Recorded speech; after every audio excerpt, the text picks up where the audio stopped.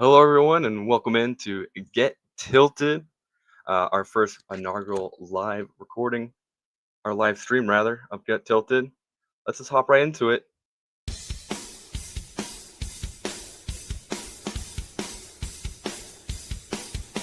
You're listening to Get Tilted, only on Fantasy Now Plus.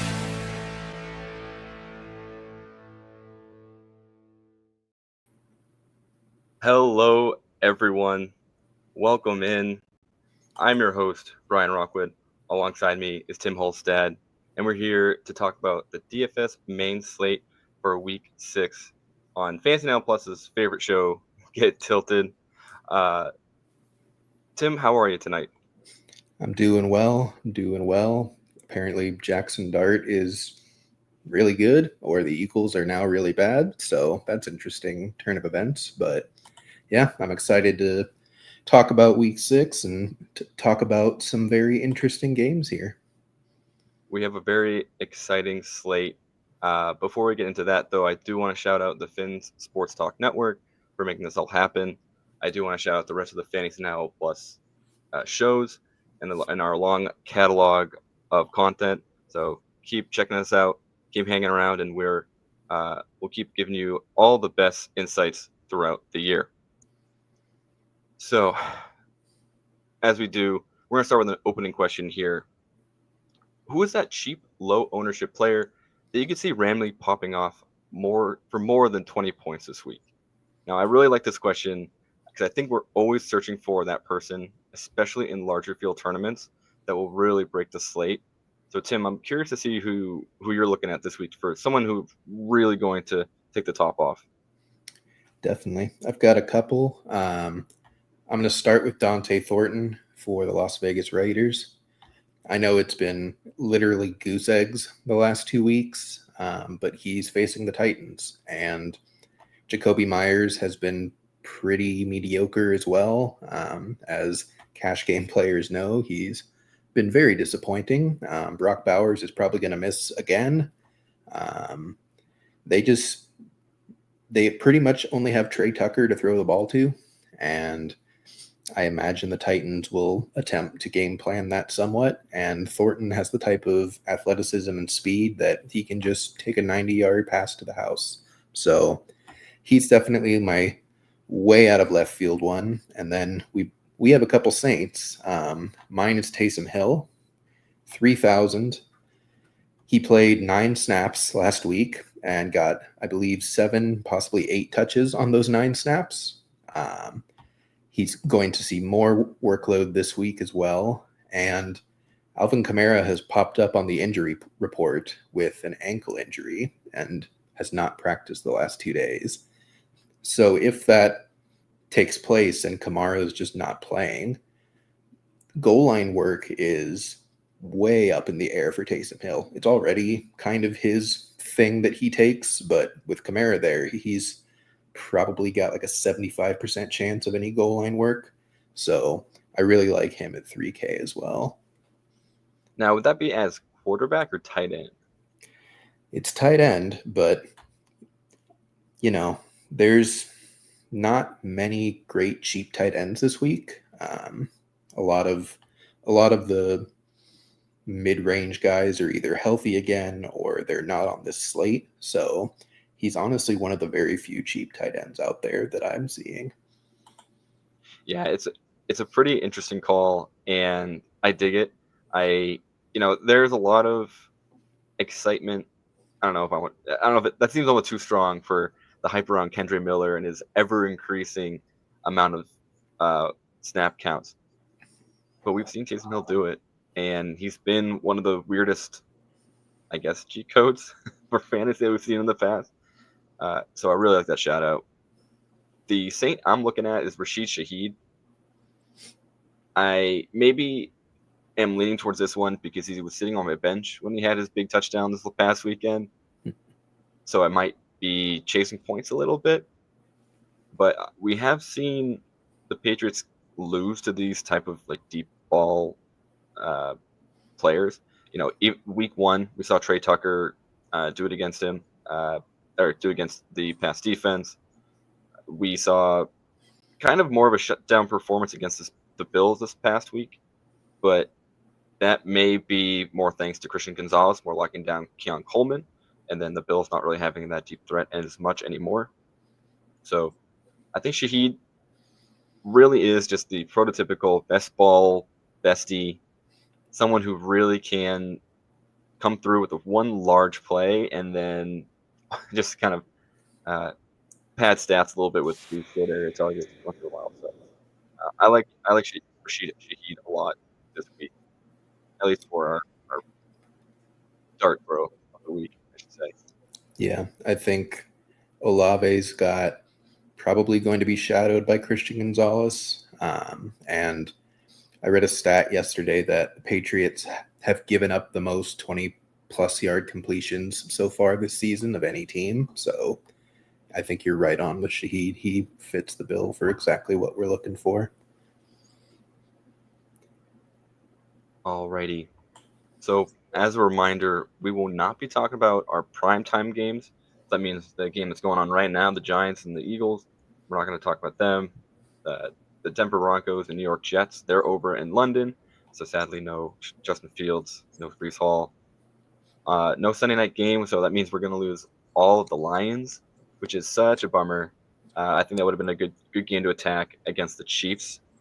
And then Monday night, we got a doubleheader, Buffalo and Atlanta, and then Chicago at Washington. So a lot of talent and a lot of guys I think we really like to pick for DFS. They are now gone in terms of main slate. We got the battle out, figured out on the showdown slates. The two teams on bye, Houston and Minnesota. So we can have CJ Stroud and Nico Collins take a rest after a big week last week, and hopefully come back in week 7 to do it again. Alrighty. Games to attack. These are the games that we are looking to grab a bunch of pieces in. These are the games that we think are going to have key pieces to your DFS roster. To kick us off here, the game that we both have, San Francisco versus Tampa Bay. I do think this one's going to be fireworks. Just Tampa Bay is, I will say, our favorite defense to have on any given day because they are a pass funnel. They are very good against the run. They let everything go on in the passing game, which is great for our fantasy players. And the San Francisco 49ers, I guess, don't care that they're missing half their team. Mac Jones doesn't care about any sort of, alleged, I'd say underdog, role. He's just going to come out there and sling it, which as a Patriots fan, we've seen that, I think, maybe once in the 3 years he was with us. So glad to see him do it here. And after watching them tear apart the LA Rams last week, I think we're in for another pretty high-scoring game. Yeah, totally agree. If it sounds like it's going to be Mac Jones, they seem relatively convinced that Purdy's going to miss. So fire up your Kendrick Bournes. Christian McCaffrey should just always be played. He is getting more targets than like 98% of wide receivers in the league. Whatever combo of Pearsall and Jennings is healthy, I think are playable. If neither are playable, I think Kendrick Bourne becomes a must play. But even if both of them play, I still think Jones has proven that he definitely has an eye for Kendrick Bourne, and he will most likely have a pretty safe floor with a pretty solid ceiling as well. And on the Buccaneers side, Mike Evans is out again. Bucky Irving is out again. It's very concentrated. It's Baker, it's Emeka Egbuka, it's Rashad White, and if you're feeling frisky, you can play Cade Otton. Yeah, Cade Otton, I think, was a little bit of a surprise for us last week. Much more involved, and shockingly, not Chris Godwin. Not at least he didn't put up the numbers we were kind of hoping to see. Maybe he's still ramping up. Maybe this week is his third week back. Maybe this is kind of the time for him to really let loose, but not as exciting. Not as really the big welcome back we were looking for, especially in the game last week where both QBs threw for 300 yards. Yeah. The other game I wanted to pinpoint here today is the Carolina Panthers versus the Dallas Cowboys. This is a watch if you're really brave type of game. You don't want to watch the Carolina offense. You just want to see Teteroa McMillan's stats slowly climb, just slowly build. Hopefully we get to something close to 10 catches because they're going to need to play fast and play a lot of catch up because the Dallas offense is legit. Both defenses are not legit, making this one another a game that I don't think the game line total really tells the whole story. Because I think this one's going to go much differently than how we thought that the Jets and Cowboys game last week was going to go. I think the one's going to be a lot closer for a lot longer this week. Yep. Listen, if Tet catches a touchdown, he's going to be like a top 5 wide receiver on the week. He's getting the work. He's getting the targets. The Cowboys couldn't cover anything. If they had an entire blanket to cover the entire field, they still wouldn't be able to cover these receivers. You play George Pickens until CeeDee Lamb is back. You play Jake Ferguson because he's 5th in the NFL of all players in targets for some reason. You play Javonte Williams, as disgusting as it feels. He's just been good this year. He's not Denver Broncos Javonte. He's what we were hoping for, like second year type of Javonte Williams almost. Here's my secondary question of the day. When are we allowed to feel confident in Javonte Williams? When we officially have the go-ahead to be like, look, I'm excited. I think he's going to just, I don't know, do his thing again. I think we've reached that point. Like, we probably should have when he ran all over the Eagles, but we tried to play the, Jalen Carter didn't play the game because he spit on Dak or whatever. But, like, the Eagles' run defense is still elite, and Javonte ate their lunch. And he's been eating everyone's lunch the entire year. So I think he's for real, unfortunately. Yeah, as one of the main, I'll call it deniers, right? Especially after Jalen Carter went down, I was really, really convinced that he was just a jag that lucked out. They got short yardage work twice in a row. Like, come on. Yeah. Anyone can score from there. And then he does it again, and he does it again, and he does it again. And he's going to do it again here because there's just no shot that the Carolina front's going to stop this Dallas. Honestly, this Dallas O-line, inexplicably, down 4 starters, found a way to push over the New York Jets. Yeah. And that is probably more a testament of how bad the Jets are, but it shouldn't be a non-negligible note in terms of this offense. So, yep. Yeah, I also just think Jake Ferguson is hilarious. Like he got a deal, right? He got extended, and everyone's kind of like, oh, sure, I guess. And then he had kind of a really down year last year, an injury, and slowly came back, and never really. And then Dak was gone, so now you're playing with Cooper Rush. It's like, all this is just a huge wash. And we kind of just forgot that he was one of the main targets for Dak at the start of last year. Yeah. And then I want to say like at the end of 2023, he was starting to pick up steam. So this is just a culmination of all of that, of how this offense, I guess, wants to run. What other game do you think we should be looking at here? I think you have a couple games I think you like. I do. For any first-time watchers, I'm a Cardinals fan, so, I definitely considered wearing a paper bag to this stream, but I held off, even though you and I talked about how I totally said that they could blow this game and lose, and look what they did. But despite all that, I like this game environment against the Colts. More so the Colts side, obviously. Their offense has been honestly just a treat.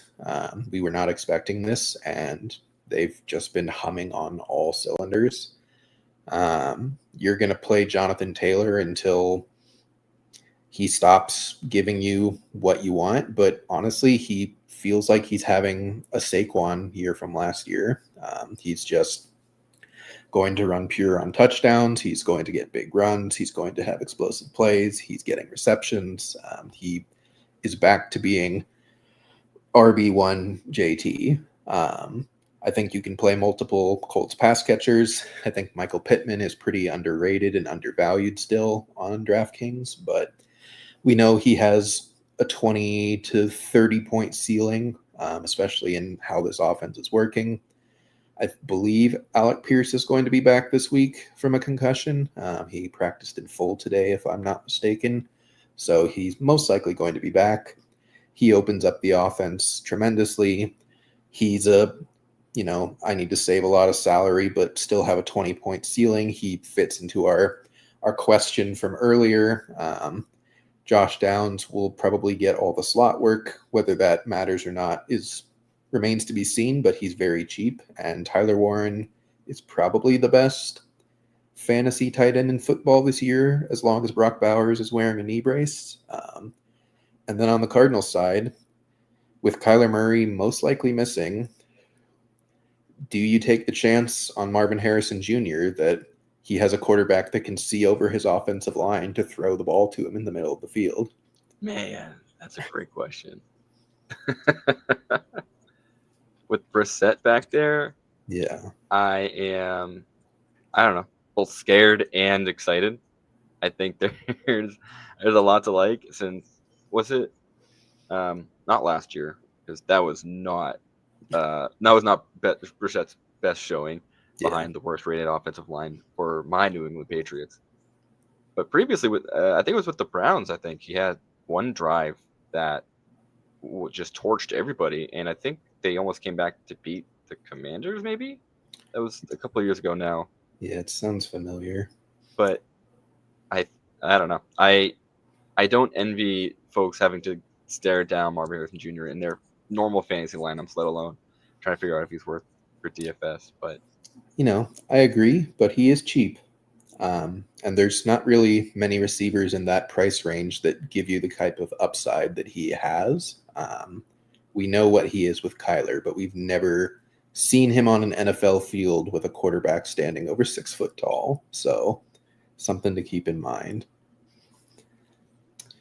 why not? Yeah, Why not? my other game, Chargers against the Dolphins.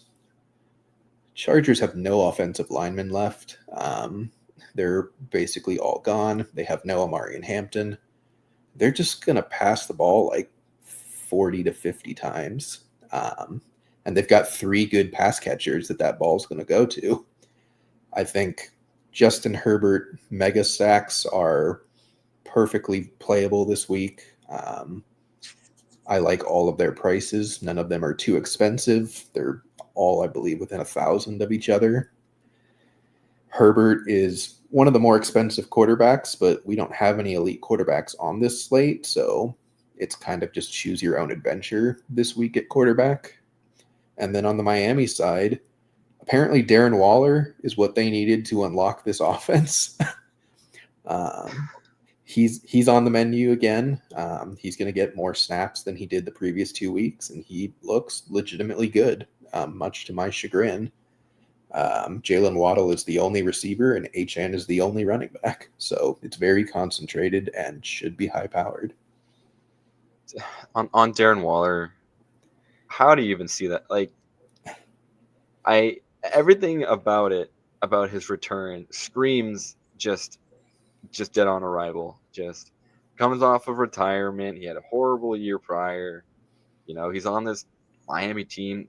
Vibes are awful. And yet, and then we see him miss 3 games to start the year.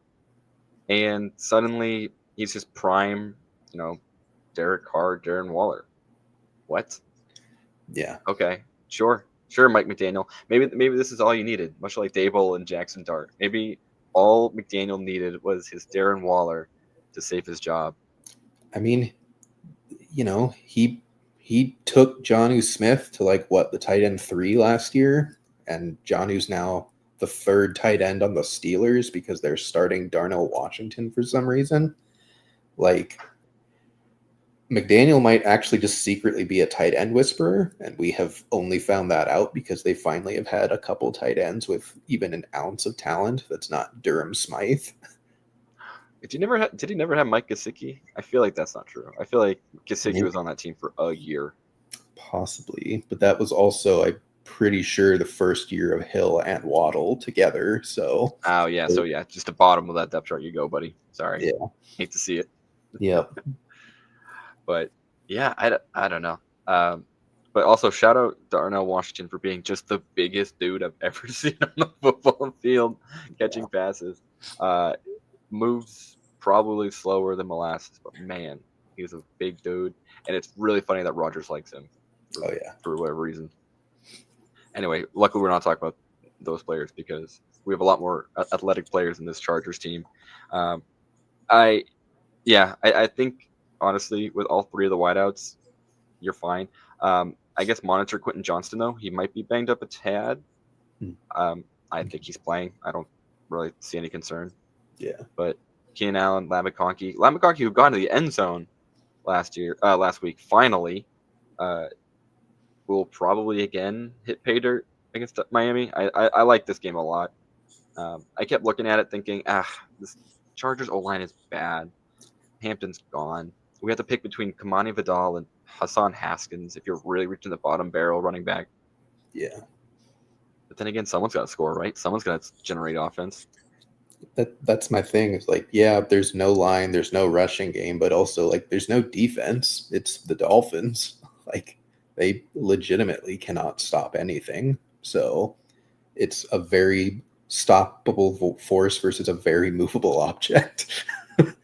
Yeah, I think it's fair to always target the defense that gave Rico Dowdle a cool 200 yards on the ground. Goodness. But yeah, for Miami, the last thing I'll say is I'm real bummed that Malik Washington wasn't really a thing. Yeah. I think they tried to get too cute. I think almost all of his targets were screens, if not insanely close to line of scrimmage, which is both not really his thing, but I guess it is because he is good with the ball in his hand. So I don't know. That one's just tough. I just looked at his stat line. I think it was 4 catches for -4 yards. Yeah. But I unfortunately think the role we wanted for him has been given to Darren Waller. So. I agree there. Truly a tragedy. Alrighty. Anything else on that game before you go to the less exciting stuff? Nope. Alrighty. Time to turn it over to the games to fade. These are games that we're less excited about and would rather not have pieces in this game. And there's a game that you've selected here that I am shocked because there's a few folks I want in this game, but it's the Cincinnati Bengals versus the Green Bay Packers. You are saying stay away. Tell me about this. I'm not saying to fade all players in this game, but I don't think that this is the type of game.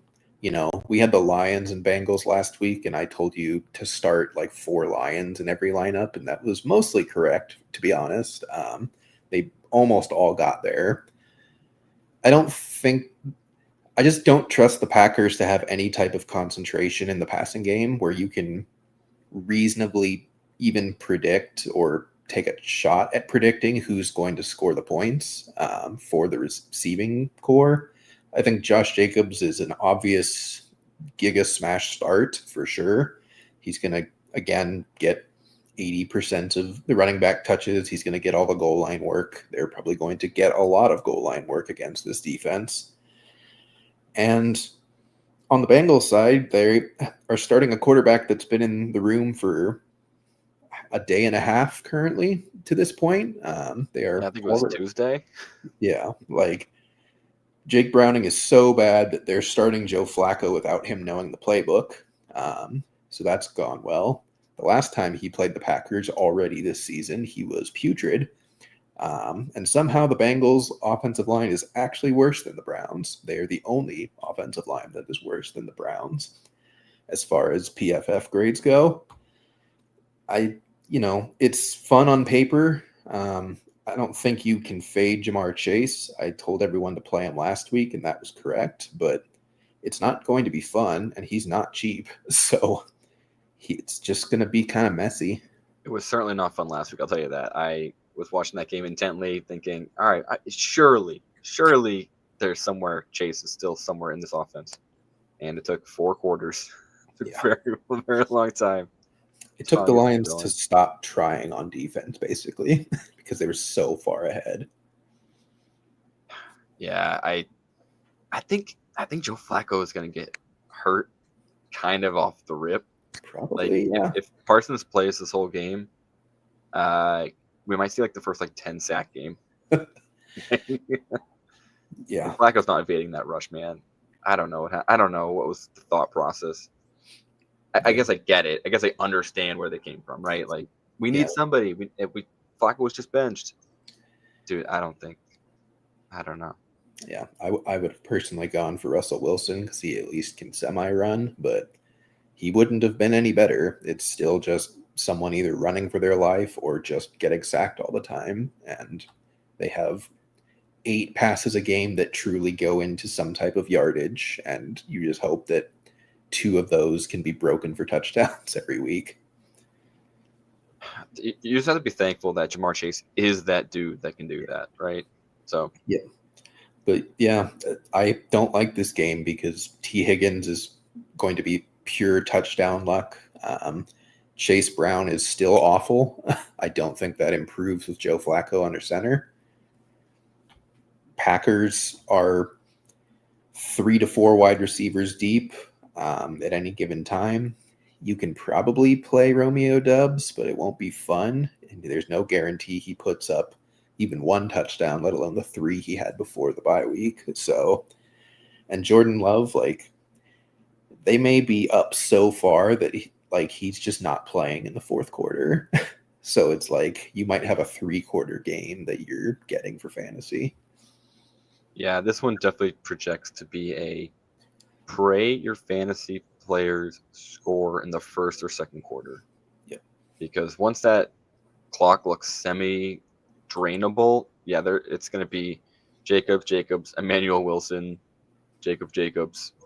I don't know, Chris Brooks still in this team? I don't even know anymore. Yep. But I think this is a good shout. I think this is a good game to, if you can stay away. If I really truly don't blame you if you are pretty locked into Josh Jacobs, because he should smash. But I don't know, throw in Jamar Chase, whatever, man.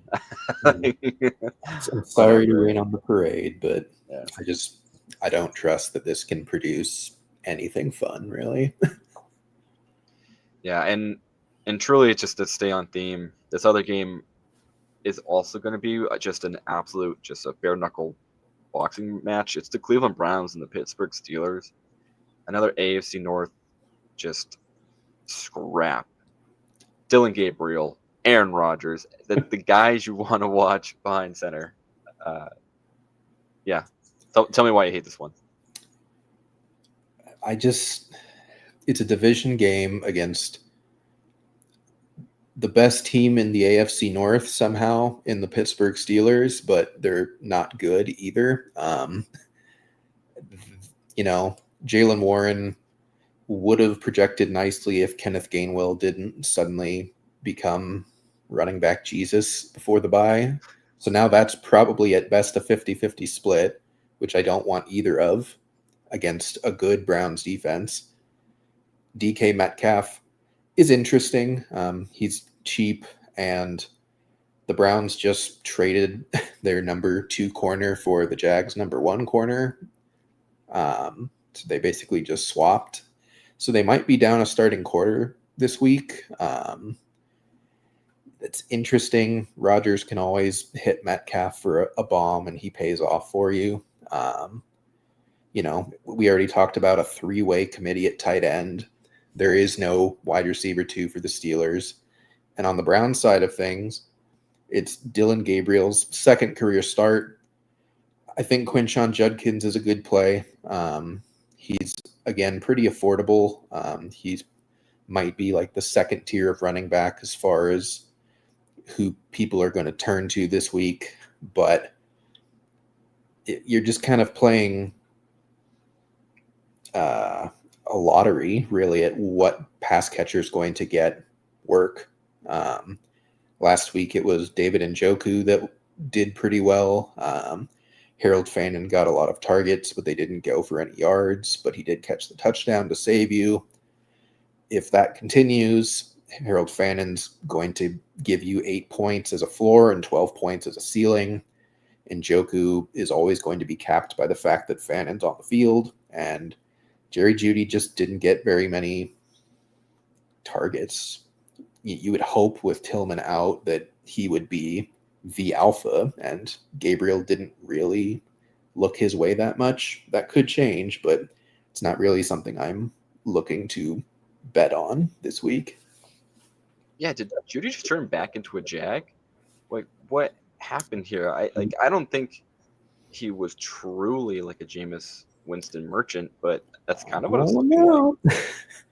That's it. His stat line career wise is pretty lined up for Jameis play equals good. Jameis does not play equals don't play. So, I mean, I love easy math. It's one of my favorite things. It's just always funny because we kind of saw exactly who he was on the Broncos. Steve Smith calls him a Jag. He then gets mad, gets traded to the Browns, has a pretty fun stretch, and then people are back in. And I think we're kind of forgetting that it's the Cleveland Browns, unfortunately. And I guess Isaiah Bond is a player we have to watch. I don't think you play him. He's pretty cheap. I don't think we should feel overly obligated to jam him into lineups because, I think Dylan Gabriel is kind of just a game manager type of player. So overall, his ceiling is capped. He might rush a little bit. He definitely has more of a rushing floor than Joe Flacco did. Yeah. But we'll see how much he wants to scramble versus how much he has to. I think Bond is interesting. I want to say he got 6 targets last week. They just didn't connect on like almost any of them. I think he got 2 or 3 catches for only a few yards, but he has a decent floor at 3,600. It's just like we talked about, it's not a game environment where that might turn into anything unless he just accidentally breaks a big run. Right. And there's a world where that happens, but right now I want to see it first, especially with someone like Isaiah Bond, who got the late start, recently signed. He apparently picked up just the NFL speed pretty quickly, considering I think he had 6 catches the other day, not last week in London, but his first real game time. All right, I don't know. He has our attention for sure. Yeah. On the pit side, would you play DK? I'd play DK. That would be it. I don't think there's any point in playing Rodgers. If you want to make a bet on which Steelers running back matters, you can. They're the exact same price and probably will have a 50-50 workload split directly down the middle, but it won't be fun. You are praying for a touchdown either way. And you're far braver than I am because I want to stay far, far away from that. Yep. Does Caleb Johnson have a price, or is he just free?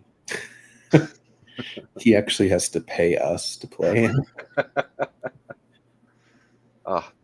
Best gig in the world. The game I want to look at, because I can't tell who's going to win, so I really don't know if I want to have any of these players. It's the Las Vegas Raiders and the Tennessee Titans. I don't think Cam Ward is going to produce a relevant fantasy receiver, and that kind of puts a big old, wet blanket on the whole thing, because Tony Pollard is not getting it done, at least for fantasy. He's moving the chains, I guess, but he's not really providing a lot of value. And then, you have this pretty anemic-ish offense versus, I don't know, the Raiders should be good. They're not. Geno Smith has decided he wants to play, you know, a giveaway.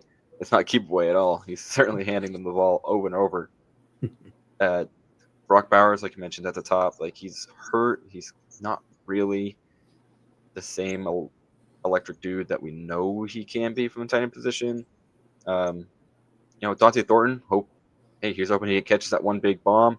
Same thing with Trey Tucker. Jacoby Myers I think we could probably have a longer conversation about Jacoby Myers in general as just like someone who should be awesome in DFS because, it's a point per reception format.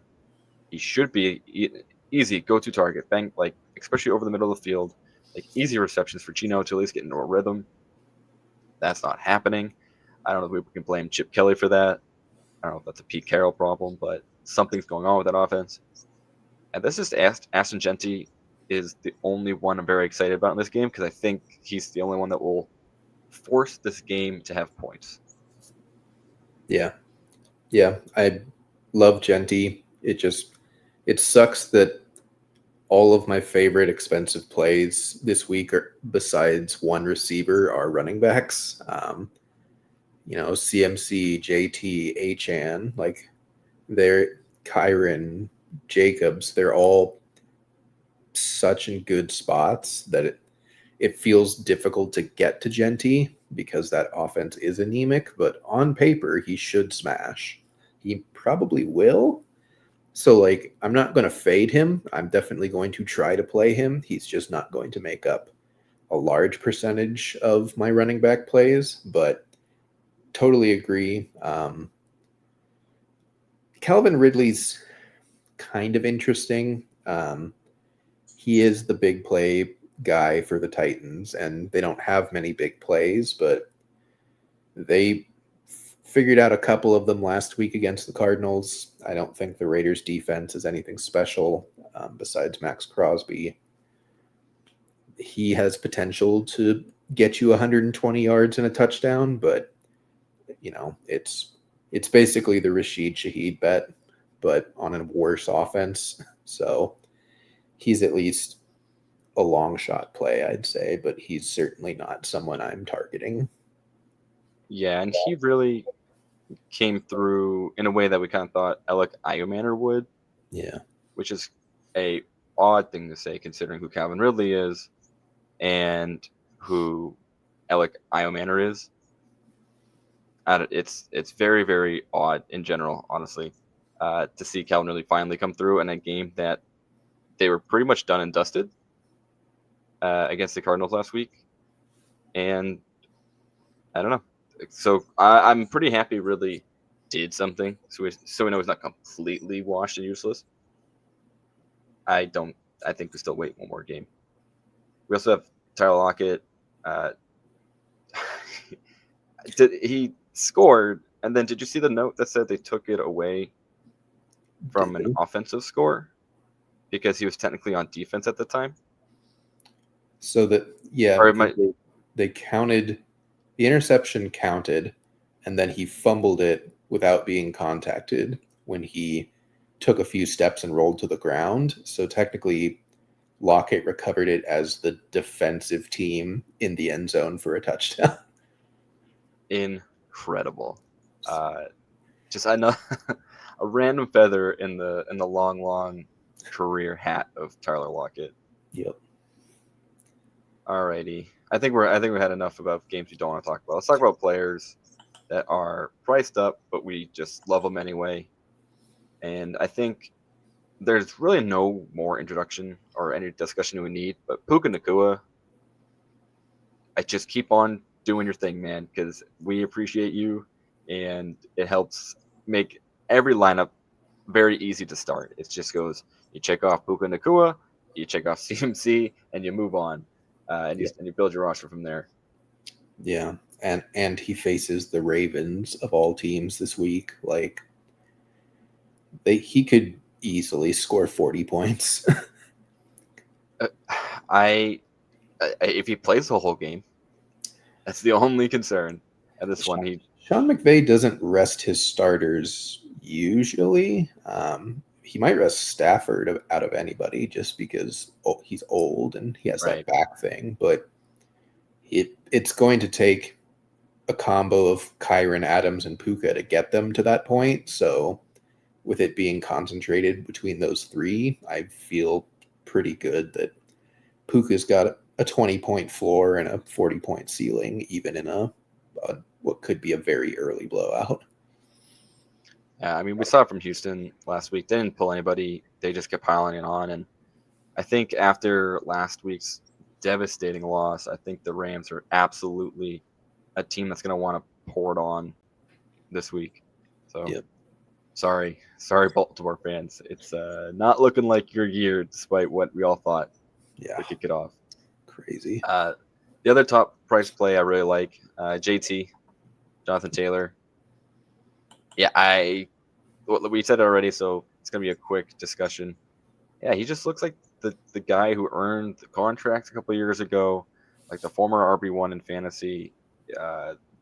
Daniel Jones, despite all odds, is commanding this offense in a way that is allowing Jonathan Taylor to actually run the ball effectively, and he's making the most of all of that, all of the advantages that are being, presented to him. So love it. Just keep Ryan in the hot hand. I think it's going to be another exciting day for JT against the Cardinals. Yep. He could have had 4 touchdowns last week. He got vultured on one by Amir Abdullah, of all people. That was almost like a jump scare. Yeah. I'm like, cool. Wait a minute. Gibbons. Nope. It's the ghost of Amir Abdullah. Yeah. I'm still here, folks. Unbelievable. Yep. All right. Let me hear about your priced up running back. Well, we already talked about him. The only guy I'll play in this game, it's Josh Jacobs. They're going to run the ball down the Bengals' throat. They're probably not going to stop for all 4 quarters. I could easily see a world where they win by 20 points and Jordan Love doesn't have a passing touchdown. And that is, wheels up for Jacobs in that spot. And he's only 7,300. I mean, you can save a full 1,000 if you just take him instead of CMC or JT. He is probably not chalk just because he doesn't get pass catching work, but he's very much like a Derrick Henry of old play right now, where they're going to be ahead, and boy, oh boy, are the points there for the taking.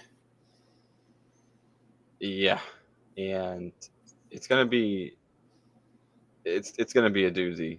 I am convinced that it's gonna be quite a game for at least for the first half for Josh Jacobs.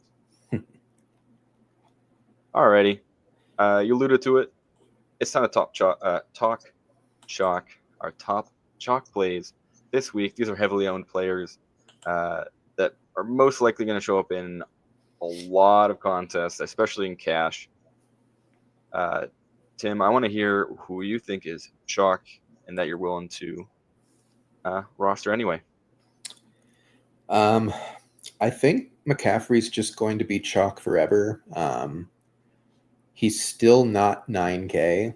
He still has 0 rushing touchdowns on the season, which is insane that we're in week 6 and that hasn't happened. And I think he's the RB2 overall, if not probably the RB3. He's a top 10 wide receiver just on his receiving numbers. So that's fun. And then, yeah, like I just don't see how you don't play McCaffrey. Even if you want to play JT, I think you need to play them both in lineups. The other chalk for me is Rico Dowdle at 5,800.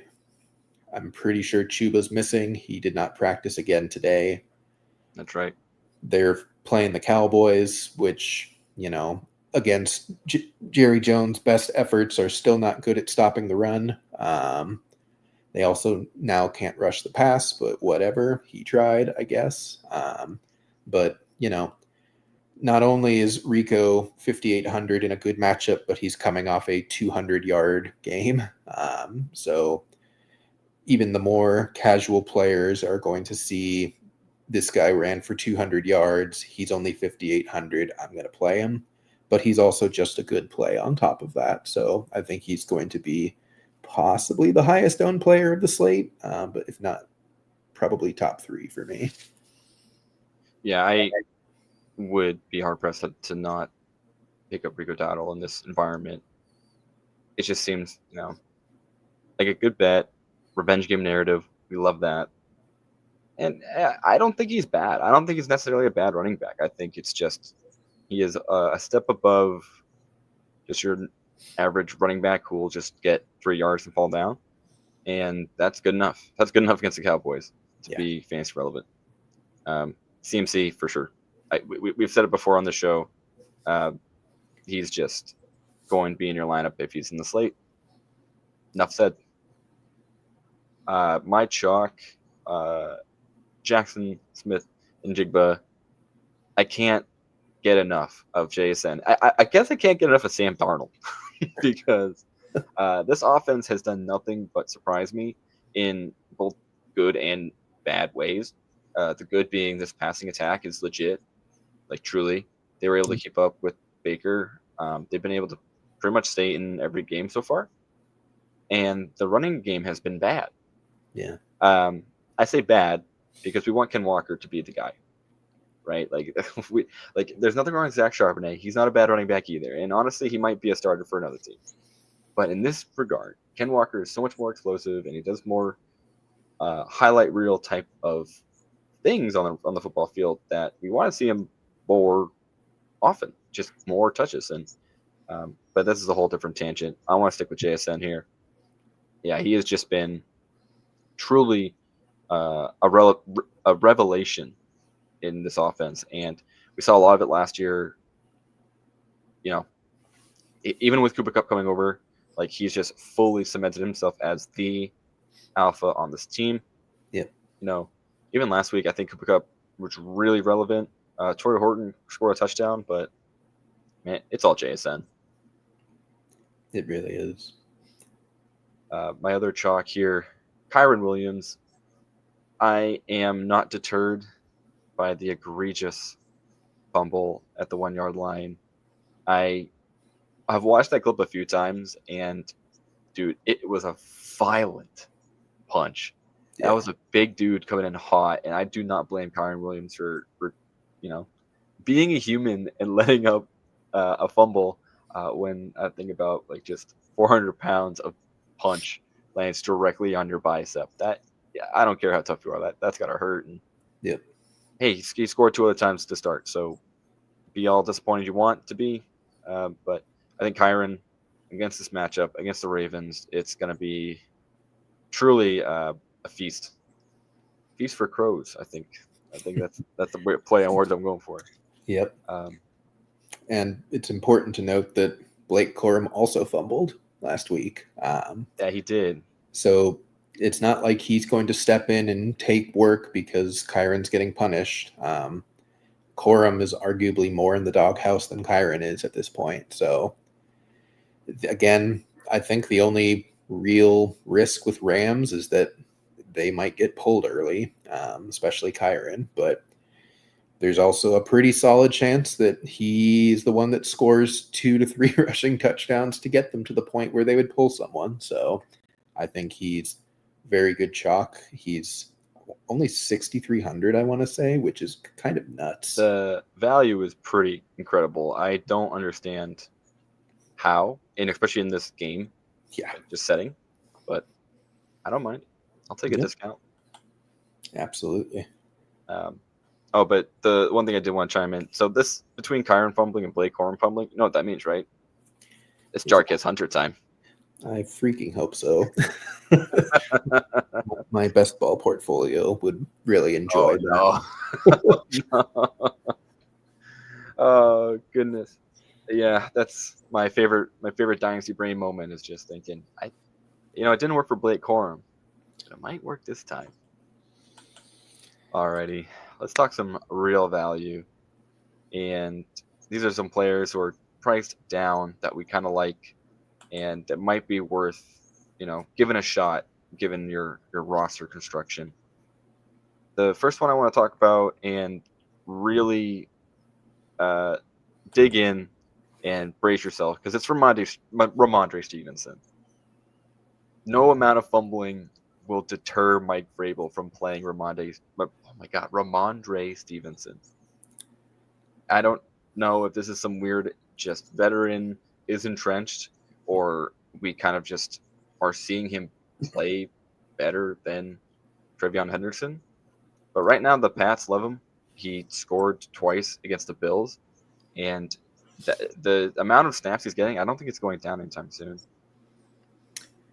Yeah, it's as someone who truly believed in the talent of Trevion Henderson, it's kind of past baffling at this point, and it's more just infuriating of either Henderson is actually bad, which I don't think is the case, but I don't really have an explanation outside of that. Yes, he made a couple mistakes early in the season. He's a rookie. He's still made less mistakes than Ramondre Stevenson has made. Stevenson has now had fumbleitis for 3 straight years, and 3 straight coaching staffs have just said, oh, well, let's just keep playing the guy. It's so gross, but I think you're probably right, even though I would love to play Henderson for 100 less, but I think the adult play is to play Stevenson against a bad Saints D and just let it happen. Yeah, the unfortunate bit to all of this is I'm finally comfortable like rostering Ramondre, and for a fact it's going to be the Trevion Henderson breakout game. Like on cue, you finally say, look, all right, I'll put aside the fumbles, everything else. Let's just play the guy who's in the goal line. He's better between the tackles. And then sure enough, it's probably going to be just screen pass after screen pass to Trevion. So that's why you got to play at least one Trevion lineup just to cover your bases in case that does happen. Amen. For a wide receiver top value play, I initially wrote none. I really don't know if I want to spend down for a wide receiver this week, but if I had to, it might be Isaiah Bond, like we just talked about. 3,700, just an absolute, truly like close your eyes, hope for the best, and maybe they connect this week against this. I don't know. The Steelers' defensive backs aren't great. They're not bad. They're not really, truly a team that you can like pass all over, but they're not really going to lock you down. And it's a matchup that might boil down to just someone making a big play, like a big DK Metcalf slant touchdown, or hey, Isaiah Bond deep on touchdown. So, hey, maybe, I don't know. It's not very exciting, but I would say he's stronger than my Thornton dart throw from the beginning of the show. I'll say that. Thornton is pure just he has 2 catches for 100 yards and a touchdown. Bond could legitimately earn 5 to 7 targets and do something with it. So I think it's a good play. The last guy I have here felt awful typing, but there's a path, and I think it's worth investigating. That's Bryce Young, quarterback, Carolina Panthers against the Dallas Cowboys. I needed to look this up, or I didn't look it up. I wanted to. I said my mental note, hey, check out the QB points against the Dallas Cowboys up to this point. I'm pretty sure it's all been 20-plus points with the exception of maybe Jalen Hurts, who may have just missed it in week 1. The most consistent, highest scoring quarterback in the league somehow didn't get there. That's showbiz, baby. That's just our 2025 NFL season. Yep. But truly, Bryce Young has had a very strange year. The Panthers are inexplicably 2-3, despite the fact that they've looked really bad at times and even worse than others. Bryce Young just kind of encapsulates what happens when you end up getting like the heads case of the Will Levis chaos meter. Yeah. You know, I think there's something to like here with Bryce Young when he's firing on all cylinders, but it's just so hard to convince yourself to queue him up as your QB, especially when like guys like Baker and Stafford are on the slate. This is something really, if you are in love with the rest of your skill position players on your roster, go for it. I think you won't be so disappointed stacking Young and Tet, but it won't be a very confident play. Yeah. I mean, Bryce, he like you said, he's a pure coin flip. It still feels like a fever dream that they shut out the Atlanta Falcons a few weeks ago. I keep forgetting that happened and then look at the box score and I'm like, wait, how did that happen? NFC South, baby. Yeah. But he still has a rushing floor. He hasn't actually done it that much this year compared to the end of last year, but he does have the ability to rush for 1 to 2 touchdowns in any given week. And Tet is still more talented and more valuable than any receiver he's ever had in his career so far. So I don't think it's a bad play at all against a bad Cowboys defense. And the last thing we'll note, Jalen Coker might be back. He's trending to be back this week. He was a full participant in practice today. That is going to be so hugely important for just the function of this offense. And I think it's not going to fully unlock the Bryce Young potential, but it should be a step up from Hunter Renfrow and Xavier Legette, despite the fact he did make that really good touchdown catch. Yeah. I mean, hey, he might be a decent, cheap wide receiver play if he plays. Cowboys defense is bad. Like, I need to emphasize, they cannot stop anyone. I mean, the game got way too close at the end of that Jets game to just, again, talk about how just ineffective that defense is. Yeah, like they let Justin Fields come back in that game with legitimately one pass catcher. Like no joke. It's all right. Mason Taylor has kind of emerged, but truly, or did he just play the Cowboys? Yeah. Oh God. I'm kidding. I just can't believe the Jets only have Josh Reynolds, Alan Lazard as the backups. Yeah. Arian Smith. Sorry for the rookie. Forgot you were there as well. All right, let's get out of here. Your top plays. All right, top value plays here. So this one we kind of touched on already. It's fully dependent on Alvin Kamara's health. If he does not go, Kendre Miller at 4,700. He might start getting in the realm of chalk at that point. Devin Neal will probably get some work in that role, but they trust Kendre. He's been eating away at work even when Kamara is healthy. The Patriots defense is solid, but it's not something where I'm fearful of playing offensive players playing against them. The Saints have a very high tempo. They actually move the ball relatively well, even though Spencer Rattler is their quarterback. And at 4,700, he's easily the best value on the slate if Kamara misses. So I'm certainly interested in playing that. Yeah, go ahead. I think I'm right there with you. I think the trend, the arrow's been pointing upwards for Kendre Miller. Yep. The Pats defense, while they did stifle James Cook a little bit, I am curious to see if Kellen Moore's offense and kind of out tempo the Pats defense. I feel like the Bills didn't really do themselves a lot of favors in that game. Yeah, well, it's disgusting to say, but I think the Saints actually have better weapons than the Bills do. So it could be that they just were able to focus on Cook because who were they going to care about as a pass catcher? You can't really do that against the Saints. When you let Dalton Kincaid do what he wants, and you still lost the game. It kind of shows you what's going on there in the passing attack. Yep. But I'm curious about this next guy because he had kind of a solid game last week, and I want to see if he can do it again. So this is kind of a big-brained play. There's a very high chance this does not work out the way that I'm expecting. But as I mentioned, the Browns and Jaguars swapped cornerbacks. Greg Newsome is now a Jaguar.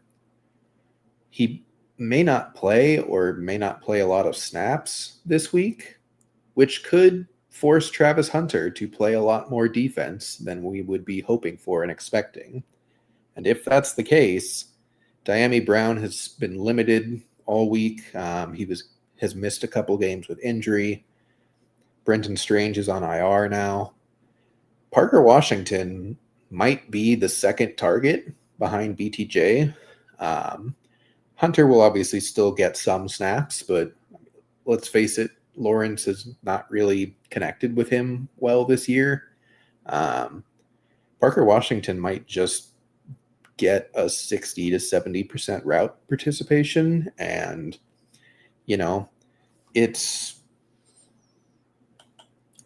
a decent play at 3,600. He has the ability to break big plays. He has the ability to get some slot targets. And yeah, I like the chance on just a wide receiver 2 on his team, and what should be a high-powered offense. Unfortunately, Shane Waldron exists, but it still scores some points. They looked good against the Chiefs last week, so I like putting my faith in Washington at 3,600 for sure. Yeah, I like him a bit. I like the call out between Hunter maybe having to split a little more on defense.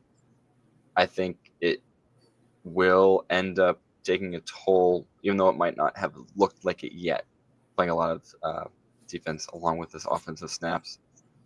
And when Tim Patrick has to run routes for your offense, Yeah, I don't really think that's a good spot. So I do agree. I think Parker Washington could be someone that'd be very interesting if you're looking like you're getting poor at the end of your roster there. Yep. My last guy, I was going to put Taysom Hill here, but he was already mentioned in our opening question, so I wanted to give a different take. Michael Mayer at 3,100. This is pretty much, again, if Brock Bowers misses, but Brock Bowers is very likely to miss as far as reports have gone. He probably isn't going to play until after their week 8 bye and week 9, which is very sad. But, Mayer is talented. He was a second-round pick in his own right.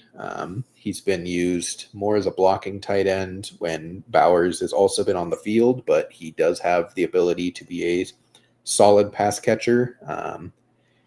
They are facing the Titans, even though their offense has looked inept.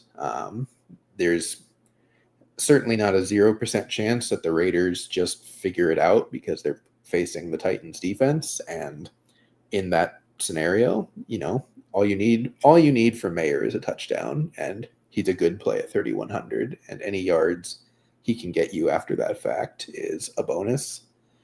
He could easily just give you 10 to 12 DraftKings points, and that's great for 3,100 if you can build out a stacked lineup around him with some of these really expensive, high-value plays that are on the slate this week. I love it. I think that is just as solid as a process as you can get. Just kind of hope that he's healthy and ready to go and can be someone else to target in that game that kind of might be gross. All righty, let's talk defense. Of course, we need to find an edge in this very difficult slate. I think the slate is pretty obvious as what defenses you want to be playing, but still fun to talk about. Actually, Tim, how about you kick us off here? Because I think you have more interesting options than I do. Definitely. I went the Rams.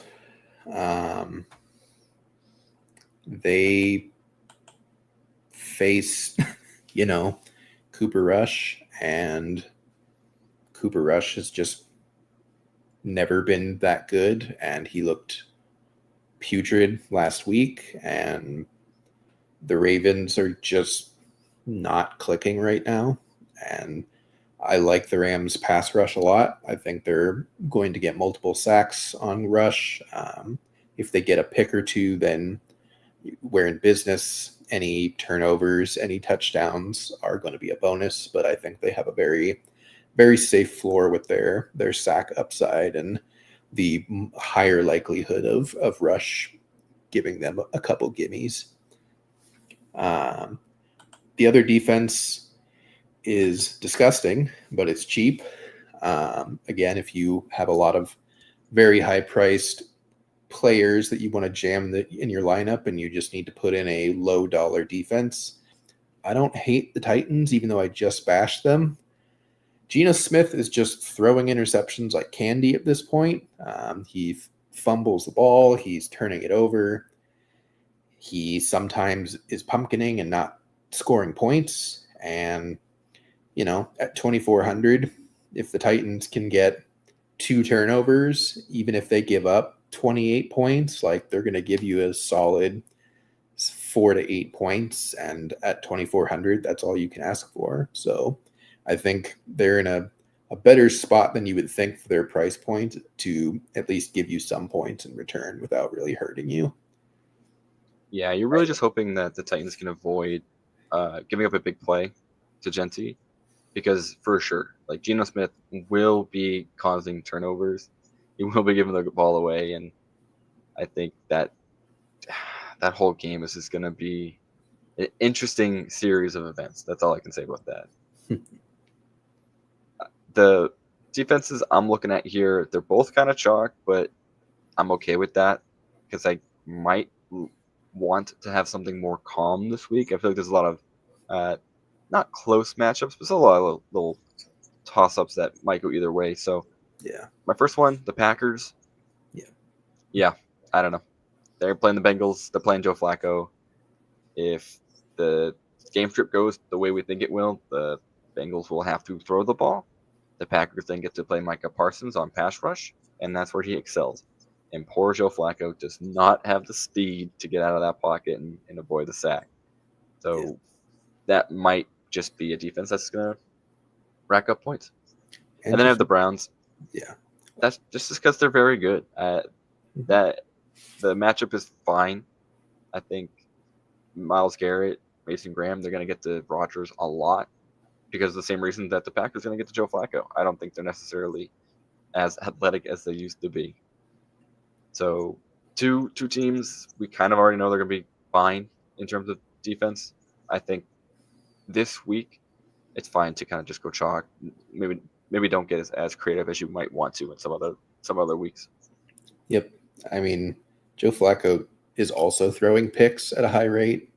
So you have the fact that he's a statue behind a bad offensive line and will throw interceptions in an offense that he's had 4 days to learn. So Packers above chalk might actually be like a target. Like they might be a must play in a lot of lineups, even though they are the most expensive defense. And yeah, the Browns are good. The Steelers are not that good, and Rodgers can't run. And he's probably not going to throw picks, but he's definitely going to take sacks, and they're probably not going to score a lot of points. So I think both of them are real good shouts. All right, now moving on to our next segment, which is I'm going to call it just the most disappointing segment that we've had in a very long time. This is our top fades, which is typically not as gloom and doom that I'm making it right now. I am calling it that way because I have two folks that you always want in your roster, except for this year, I guess, because that's just what's going on. So my first one is Jamar Chase, which will hilariously come back to haunt me after he does his Jamar Chase thing. But this week doesn't seem great to hope for that bomb touchdown. It is going to happen probably because I'm saying it out loud and I'm putting it at the ether into the internet. But I would rather look other options, especially on a more expensive player. I'd rather just wait it out and just be wrong this week. In the same vein, Derrick Henry. Man, I don't think the Rams are going to have a down where they're not just stacking the box and stopping Derrick Henry. I don't think there's any threat from Cooper Rush or Tyler Huntley if he ends up playing. Yeah. Yeah, again, as a top priced option, I'm good. I'm good to pass on this. And this one I wrote down. I'm not even confident. However, just the whole past few games has not instilled a lot of confidence in me as a start, and that's Justin Herbert. He has done a lot of great things this season and a lot of bad things this season.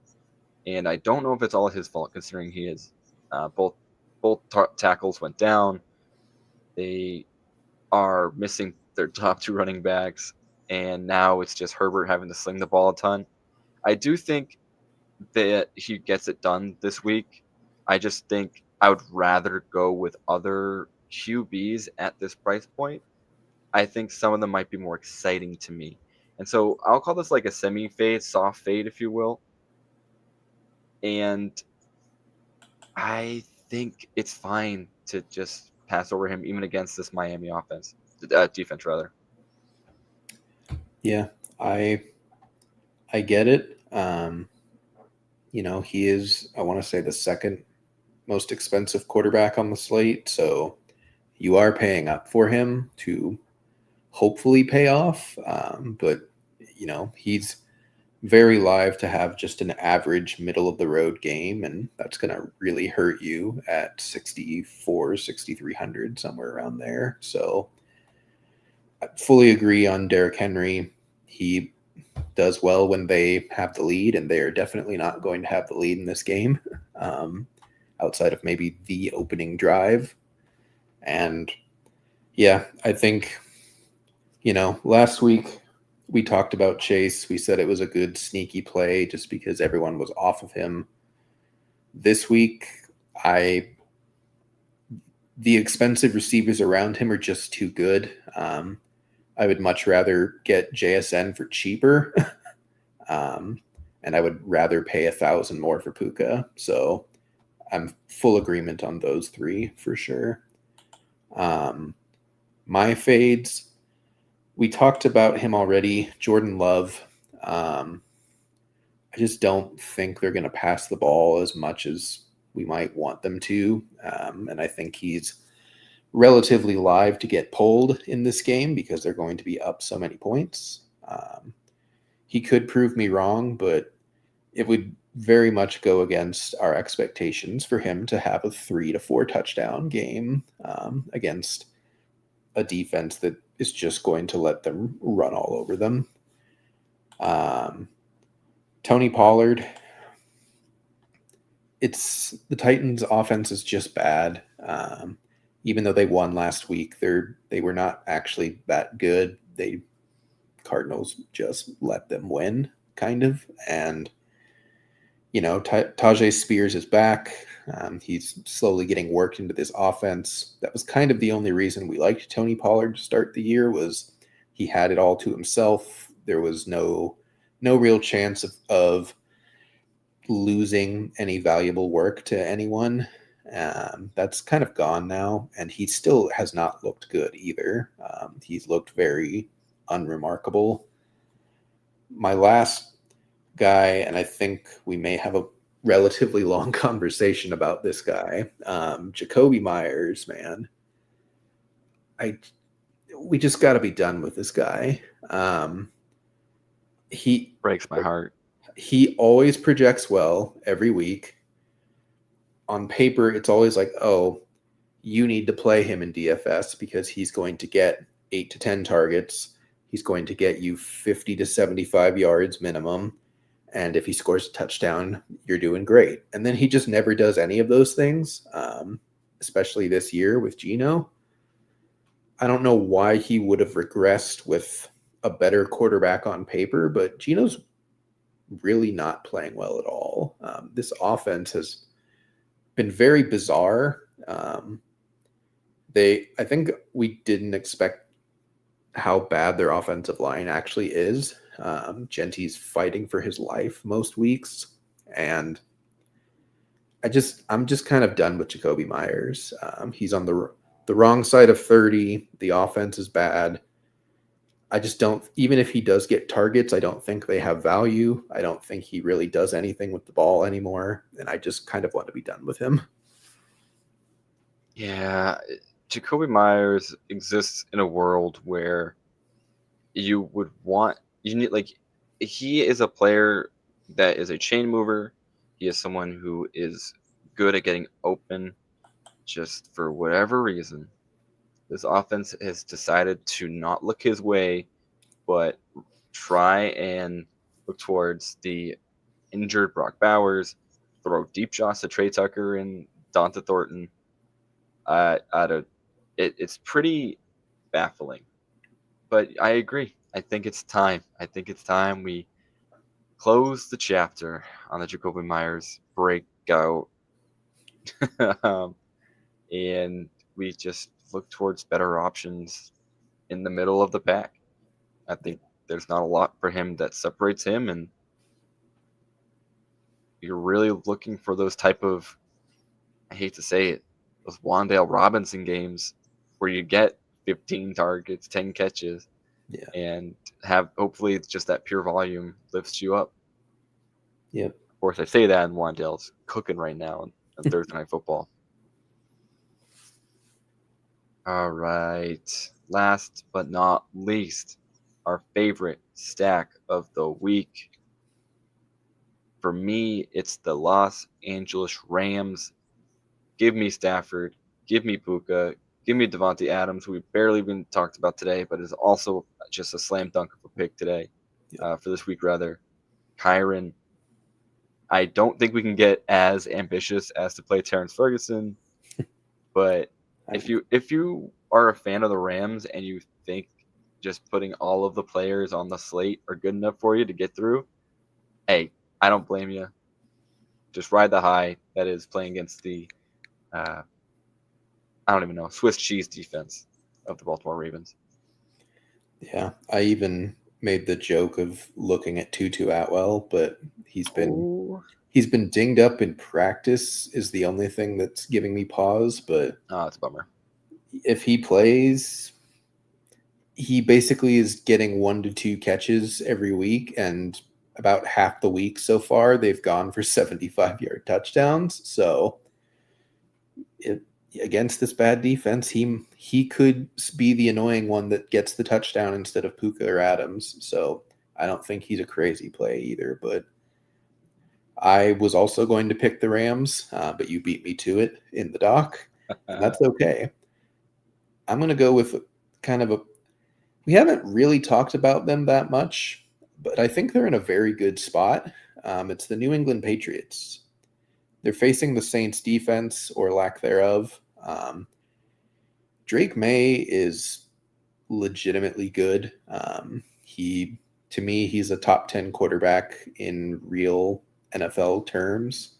He has the arm talent. He has the processing. He has the athleticism. He has the arm strength. He kind of has it all. And the Patriots, despite some attempts, still didn't really give him much of a supporting cast. It is better for sure. And we're going to play pretty much the only two pieces of it that are good. Stephon Diggs looks closer to Bills Stephon Diggs than Texan Stephon Diggs, but even Texan Stephon Diggs was decent. I think he fully took over the number one target last week. I don't think they would really want to put that genie back in the bottle. And I think Hunter Henry is just a good tight end play every week. He already has a 30-point game this season. They don't have very many secondary targets that they throw the ball to on a consistent basis. It looks like the Kayshon Boutte week 1 was a ghost, and that's never going to happen again. Yeah. It's just going to be Hunter Henry. Austin Hooper might accidentally get the touchdown instead of Hunter Henry, but usually their tight end scores a touchdown about once a week. So I really like the Diggs Henry. If you want to play Stevenson or Henderson, I think that's also valid in a game environment where the Saints aren't going to be able to defend them very well. They may not even be able to force a fumble for once. So, yeah, I really like the Patriots here. I appreciate the optimism that Steven's going to hold onto the ball.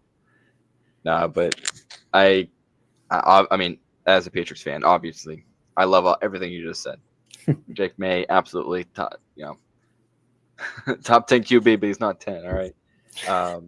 But I do think it's at least from my perspective, it's funny watching Drake May after the past few years because there isn't the sense that it's going to be an interception every time he lets go of the ball.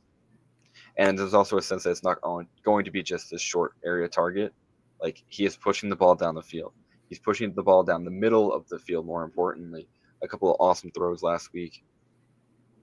He's just doing it all, and he's running, scrambling the ball a little less. They're telling him to cool it a little bit, but he is always a threat to score on the ground. To the point of Henry, he should have scored last week too. Yeah. Just barely missed, just a timing thing. But he was wide open on the goal line. Yeah, and truly, I think the day that, or rather, the one window that everyone was saying, "Oh, should I play Kayshon Boutte over X person?" No, those days are gone.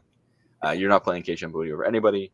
Stephon Diggs does, to your credit, look like he is completely back from the ACL tear, and this is a very important game for the Patriots. So I do expect them to come out swinging and score early and often.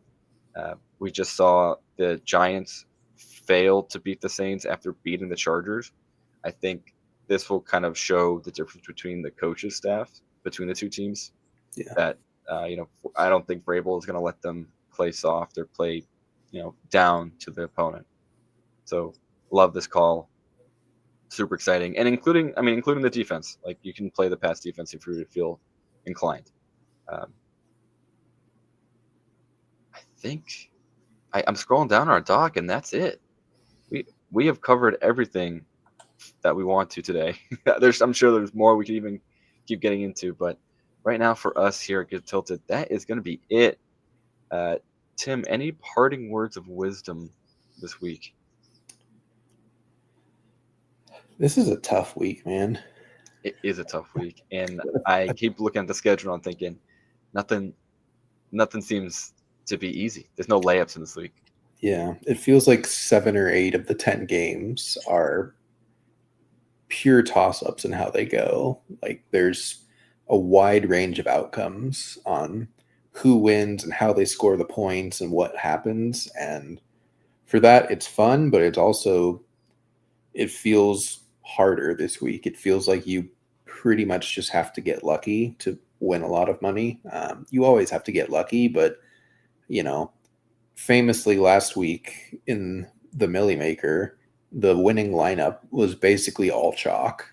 Like, it was Egbuka, and yeah, it was basically just everyone that was a good play. They just played all of them and had like 2 players that were not chalk, and that won them $1 million. So it doesn't feel like that's how this week is going to go at all.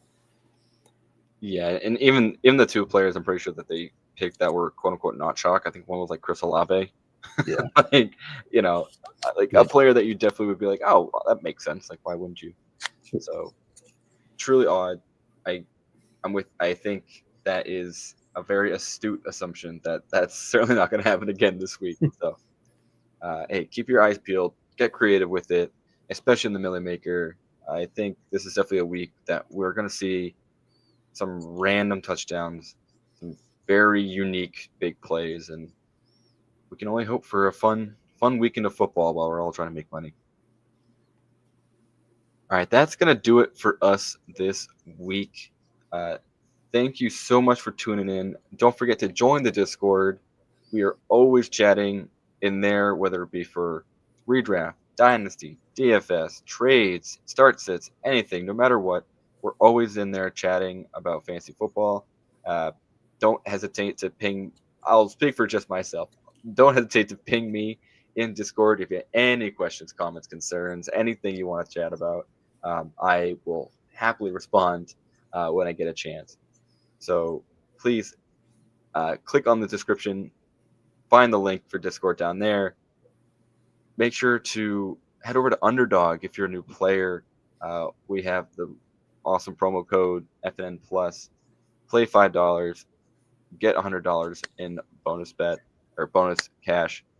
And I think that's it for shoutouts. So again, thank you so much for tuning in. This has been Get Tilted, and have a great weekend, everybody.